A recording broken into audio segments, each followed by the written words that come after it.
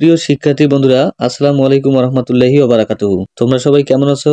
আশা করি প্রত্যেকেই ভালো আছো এবং তোমাদের দোয়ায় আলহামদুলিল্লাহ আমি অনেক ভালো আছি। তো বন্ধুরা, আজকে আমি পদার্থবিজ্ঞানের একটি গুরুত্বপূর্ণ টপ সাজেশন নিয়ে তোমাদের সামনে হাজির হলাম। তো আজকের সাজেশনে থাকবে তোমাদের সৃজনশীল 50 মার্ক কোথা থেকে আসবে এবং কিভাবে প্রশ্নগুলো হবে সেই সম্পর্কিত আজকে আমি আলোচনা করব। তো বন্ধুরা, প্রথমত আমরা দ্বিতীয় অধ্যায় দেখব। দ্বিতীয় অধ্যায় আছে গতি, চতুর্থ অধ্যায় কাজ ক্ষমতা শক্তি, পঞ্চম অধ্যায় পদার্থের অবস্থা ও চাপ, সপ্তম অধ্যায় তরঙ্গ শব্দ। তো এখানে 4টি অধ্যায় থেকে 4টি সৃজনশীল প্রশ্ন হবে। অষ্টম অধ্যায় আলোর প্রতিফলন, নবম অধ্যায় আলোর প্রতিসরণ। তো এই দুইটা অধ্যায় মিক্স করে একটি সৃজনশীল হবে। দশম অধ্যায় আছে স্থির বিদ্যুৎ এবং একাদশ অধ্যায় আছে চল বিদ্যুৎ। তো বন্ধুরা, স্থির বিদ্যুৎ এবং চল বিদ্যুৎ দশম এবং একাদশ অধ্যায় থেকেও একটা সৃজনশীল হবে। তো তোমরা যদি এই কয়েকটি অধ্যায় খুব ভালোভাবে অধ্যয়ন করো, অর্থাৎ 8টি অধ্যায় যদি খুব ভালোভাবে অধ্যয়ন করো, সেক্ষেত্রে তোমরা এখান থেকে 5টি সৃজনশীল 100% কমন পাবা। পরীক্ষা পর্যন্ত এই অধ্যায় কয়টি খুব ভালোভাবে পড়ো। তো আজকের মতো ভিডিওটি এখানেই শেষ করব। সবাই ভালো থাকো, সুস্থ থাকো এবং তোমাদের জন্য থাকলো শুভকামনা। আসসালামু আলাইকুম ওয়া রাহমাতুল্লাহি ওয়া বারাকাতুহু।